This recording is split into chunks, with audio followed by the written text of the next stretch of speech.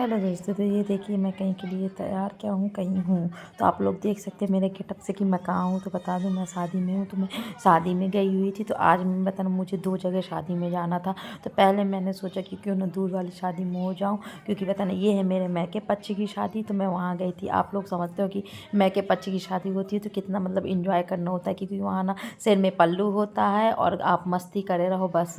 तो वही है, अब मैं पहुँच गई हूँ शादी में। कि और मैं पता ना तैयार होने से पहले वीडियो वगैरह नहीं बना पाई थी, ना तैयार होने के बाद बना पाई थी, क्योंकि आप लोग समझते हो कि कहीं जाना होता है तो कितना जल्दी जल्दी होता है, बहुत ज़्यादा जल्दी जल्दी होता है, जिसमें से तैयार होने में मुझे पता ना तो टाइम नहीं लगता। लेकिन मेरे दो बच्चे हैं तो उनके लिए मुझे टाइम लगता है। तो फिलहाल बच्चों को तैयार करना, मुझे खुद तैयार होना और मेरे पति देव के लिए सब कुछ करना, तो पता ना मैंने कोई वीडियो वगैरह नहीं शूट कर पाई थी। तो इसलिए ये देखिए मैं पहुँच गई थी शादी में। तो उसके बाद ही वहाँ थोड़ा बहुत टाइम मिला, तो मैंने कहा क्यों ना थोड़ा सा वीडियो शूट कर लिया जाए। तो मैंने वीडियो शूट कर लिए। तो ये देखिए मैं हो गई हूँ तैयार। और ये देखिए बताना वहाँ थोड़ा बहुत कुछ लोग मिल गए थे तो वो बात करने लगे। तो ये देखिए मैं कैसे तैयार हूँ। तो आप लोग कमेंट करके ज़रूर बताइएगा कि मैं अच्छी लग रही हूँ कि नहीं अच्छी लग रही हूँ। और फिलहाल मेरे चैनल को सब्सक्राइब और लाइक और कमेंट ज़रूर किया करिए मेरे वीडियो को, मुझे अच्छा लगता है। तो ये हो गई थी, मैं पहुँच गई थी शादी में। और शादी में पहुँचने के बाद मैं पता ना घूम रही थी। और खाना पीना अभी मेरा हुआ नहीं था, बस अभी ऊपर ही फिलहाल गए थे। तो मैंने कहा थोड़ा बहुत वीडियो वगैरह शूट कर।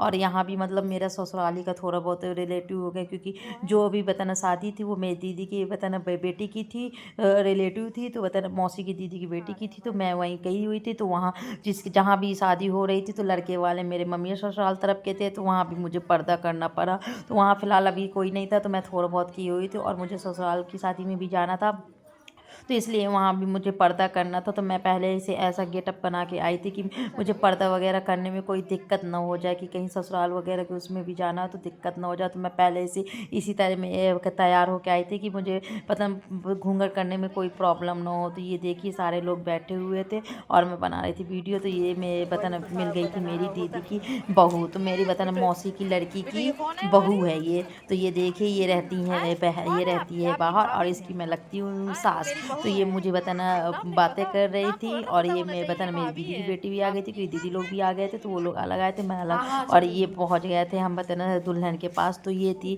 दुल्हन, तो इसी बताना इसी की थी शादी। तो दुल्हन उल्हन के पास आके मिले गए, व्यवहार व्यवहार लिखा दिया। उसके बाद मैंने कहा थोड़ा बहुत यहाँ भी खाना खा ले, फिर वहाँ भी खा लेंगे।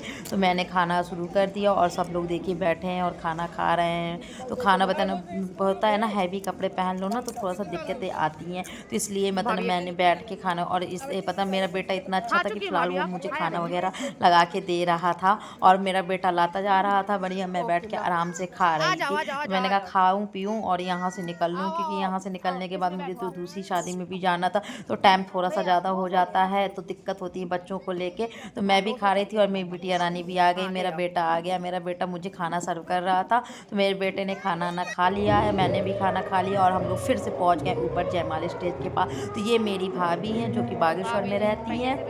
और पता आप लोग पहले भी मिल चुके होंगे, क्योंकि मैंने इनके साथ एक और ब्लॉग वगैरह 2-3 ब्लॉग शेयर कर चुकी हूँ इनके साथ। तो ये मेरी भाभी हैं। और हम लोग वहाँ से व्यवहार वगैरह लिखा के निकल लिए थे। और निकलने के बाद हमने रास्ते में डलवाया पेट्रोल। तो ये हम खड़े थे पेट्रोल पंप में, तो मेरे हस्बैंड डलवा रहे थे पेट्रोल।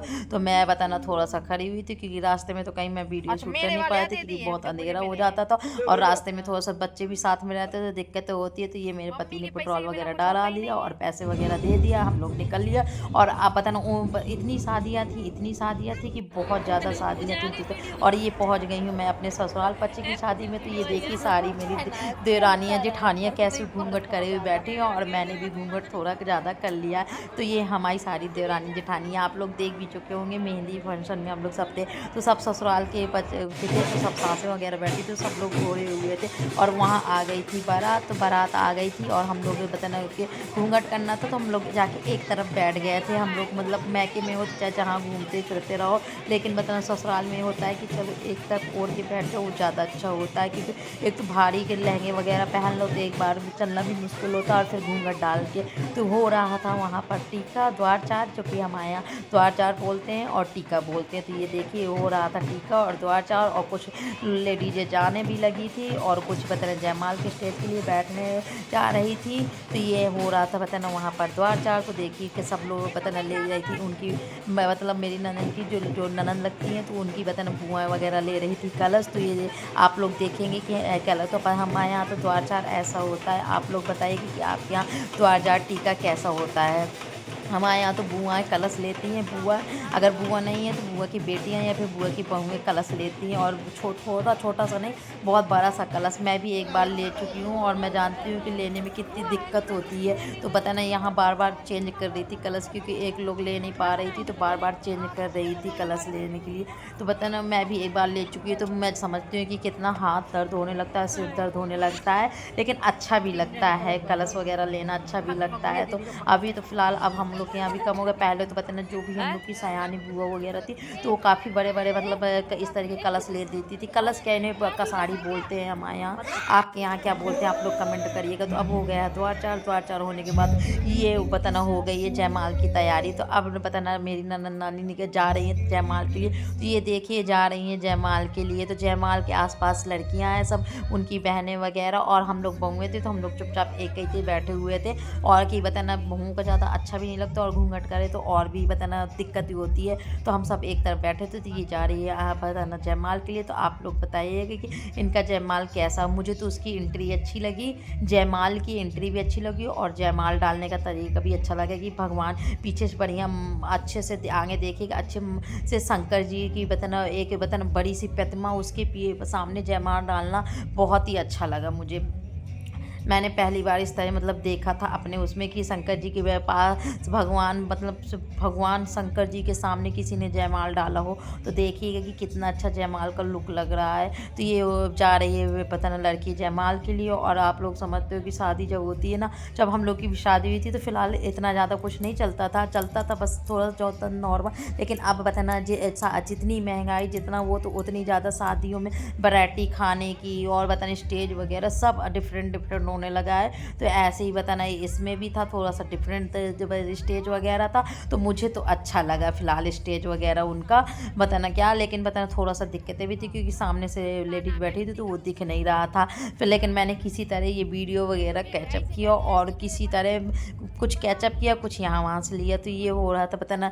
ये देखिए ये गई है बताना लड़की जयमाल स्टेज के पास, और दूल्हे राजा वहाँ कर रहे थे इंतज़ार। और बताना इस दिन का इंतज़ार सबको होता है। फिलहाल बताना हम लोग को भी होता था, लेकिन अब तो फिलहाल सारी ज़िंदगी बताना बस वही होता है। पहले तो बड़ा अच्छा लगता है शादी वगैरह करना, उसके बाद बताना सारी ज़िंदगी काम करते रहो। तो वही सबके साथ है। तो अब मेरी ननद रानी जा रही थी बताना जयमाल स्टेज के लिए। तो थोड़ा सा फ़ोटो वगैरह शूट आप लोग समझते हैं कि कैमरे वालों का ना शादी में फ़ोकस पूरा दुल्हन पर ही होता है, दूल्हे से ज़्यादा मुझे बताना फ़ोकस दुल्हन पर ही होता है। और तो ये देखिए दूल्हे राजा भी बैठे हुए हैं अपने दोस्तों के पास, अपने दोस्तों के पास बैठे हुए हैं। तो उनकी भी फ़ोटो वगैरह शूट हो रही है, तो वो भी अपनी फ़ोटो वगैरह शूट कर रहे हैं। और दुल्हन है तो यहाँ बताना उनके इंतज़ार में खड़ी हुई है, और दूल्हे राजा आ ही नहीं रहे हैं कि आ जाए जल्दी से। पता ना कहाँ समझते हैं लड़के लोग, समझते ही नहीं है कितना भारी लहंगा वगैरह गेटअप। और तो बताइएगा ये हो गई दुल्हन की एंट्री। तो ये चली गई जयमाल के लिए, जा रही हैं दुल्हन जयमाल के लिए। तो ये देखिए सामने शंकर जी की प्रतिमा आप लोग को दिख रही होगी कितनी प्यारी लग रही है। मुझे तो बहुत अच्छा लगा था कि बताना जयमाल एंट्री और जयमाल में मतलब डालने में कितना अच्छा लगा था। तो ये बताना ये है उनकी एंट्री, ये दूल्हे राजा हैं, दूल्हे राजा जाएंगे और बताना दुल्हन को हाथ पकड़ के लेके आएंगे। तो मुझे तो बहुत अच्छा लगा वो था। लेकिन थोड़ा सा इसमें एक चीज़ की दिक्कत हो गई थी कि बताना जो मतलब लेडीज बैठी थी वो थोड़ा सा उल्टा बैठ गई थी, उनका स्टेज थोड़ा सा उल्टा लगा, चेयर वगैरह सोफे वगैरह उल्टे पड़े हुए थे। तो ये गेट वगैरह अब खुलेगा और दूल्हे राजा बताना इंतज़ार, पहले देखिए दुल्हन इंतज़ार कर रही थी, अब दूल्हे राजा इंतज़ार कर रहे हैं दुल्हन का। तो ये दुल्हन आ गई, हो गई है एंट्री। तो आप लोग बताइएगा कि बताना एंट्री कैसी लगी, आप लोग को अच्छी लगी कि नहीं लगी। अब जयमाल वगैरह हो गया है और बताना उसके बाद हम भी निकलेंगे, क्योंकि हमें भी आज मतलब बहुत ज़्यादा टाइम हो गया, 1 महीने से हम लोग बड़ा प्रॉपर घूम रहे थे। मैं भी थकी हुई थी, तो मुझे लग रहा था कि बस जयमाल हो और हम लोग जाएँ। तो बस जयमाल ही का वेट कर रहे थे। तो जयमाल है तो होने को आया। ये देखिए पता दूल्हा दुल्हन की हो गई थी एंट्री। अब एंट्री के बाद दूल्हा दुल्हन डालेंगे जयमाल एक दूसरे को। उसके बाद सब लोग सोच रहे थे बस जयमाल हो जाए चले जाएँ, क्योंकि उस दिन मतलब बहुत रात हो गई थी। हम लोग को पता ना रात 12 बज गया था और बच्चे भी थक रहे थे, बच्चे भी सोने को कर रहे थे। तो पता ना थोड़ा बहुत थोड़ा पोज़ वग़ैरह में इतना लेट हो जाता है कि हर चीज़ का आजकल से मतलब टाइमिंग की कोई वही नहीं रहती है, बस आजकल सिर्फ़ फ़ोटो शूट ही में रहता है। तो ये देखिए कितना सुंदर लग रहा है। आज पता ना इसे पता ना अब इनको देख के मुझे भी लग रहा था कि काश फिर से मैं अपनी शादी दोबारा करूँ। तो लेकिन पता नहीं ऐसा होता कहाँ है यार, पता नहीं कि दोबारा शादी हो जाए। तो अब इन्हें देख के लग रहा था कि मैं अपने पता नहीं हस्बैंड से बोल रही थी कि मुझे भी लग रहा है कि मैं भी इस तरह अपनी एंट्री वगैरह करूँ, दोबारा शादी कराऊँ।